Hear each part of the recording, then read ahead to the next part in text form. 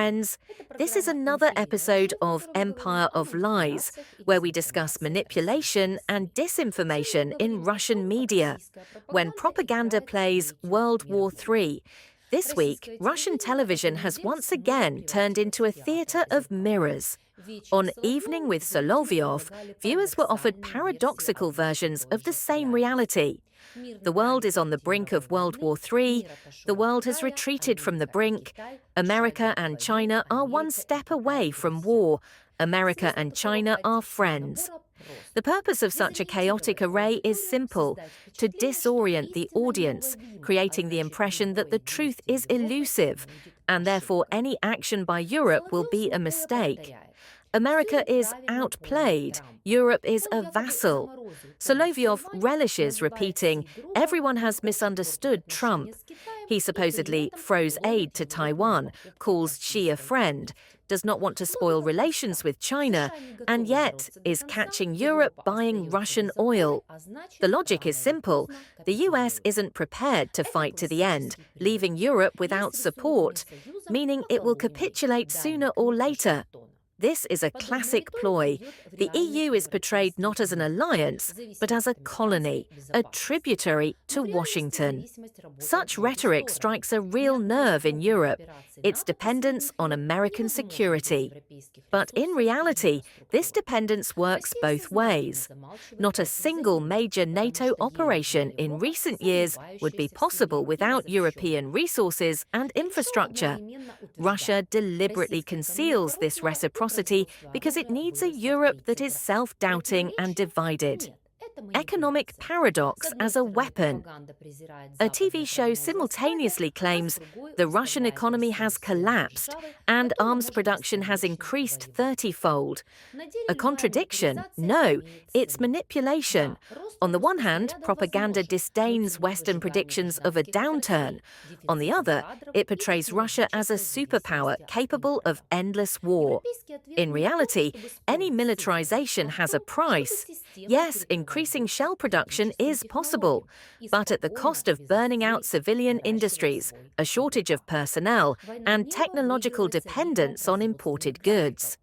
The European response is not to argue with the numbers, but to systematically block access to critical technologies and calmly, without hysteria, build up its military-industrial complex. A war of nerves is won by the rhythm of production schedules, not talk shows. If you ask us to stop, it means we're winning. Solovyov sets a trap for the viewer. Any Western announcement of a ceasefire is interpreted as an admission of defeat, and any harshness is seen as the path to world war. It's a vicious circle where Europe always loses. In fact, the solution is simple. Talk not about harshness or softness, but about objectives. The goal is protected skies, vibrant energy, safe cities. Specifics include deployed batteries, sealed kilometers of border, trained crews. The clearer the European project, the more powerless the television slogans. I really wanted to write a letter to Ursula. She might, at some point. We underestimate their emotional measures. They are emotional too. They too, despite all their hardened nature, are still controlled by emotions. It's evident. It's evident in everything they do. In the words of Stuber, in this Kalos, who, like in Borrell, who treats Russia with such disdain. But it's wrong, it's stupid, it shouldn't be done. But they do it because they can't contain themselves. Underlying this is the process called the decline of Europe, which they feel if they lose, they disappear from the world stage altogether. Well, imagine what will happen to them. This emotion, it doesn't give them, I repeat, the reason I'm saying this is, in my opinion, there's very little hope that they will come to some kind of decision. Like, okay, let's do this. They won't come to it. It's like getting under a train. Yes, but it's well known that on Friday, Estonia invoked NATO's Article 4 over Schrödinger's MiGs. They forgot that Poland hadn't helped, but they're still saying, let's all get together, sit around and cry, and talk talking about how bad Russia is. Well, in that sense, these small Baltic republics are a clear example of emotion. But if you use common sense, why do you need this? Idiots! Why? What's the point? You're located next to a huge country armed with nuclear weapons. Why?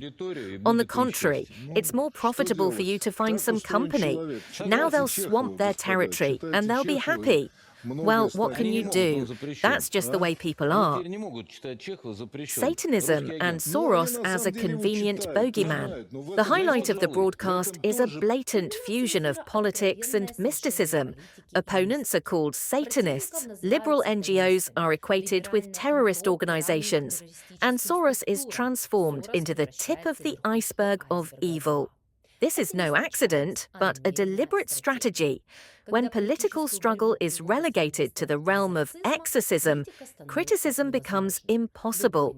Any disagreement is already serving the devil. Europe must understand, rational arguments against such language are ineffective. The only answer is its own positive moral framework. We protect children from missiles. We keep the lights on in hospitals. We restrain those who destroy international law. Simple truths must be repeated as persistently as the word Satanism is repeated on Russian television.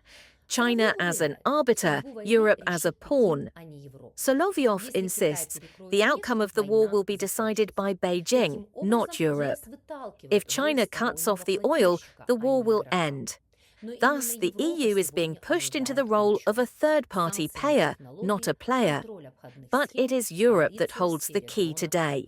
Sanctions on technology, control over bypass schemes, coalitions in the drone and air defense spheres.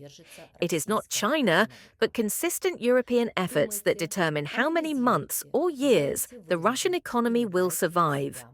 You've been on the Empire of Lies program. See you soon.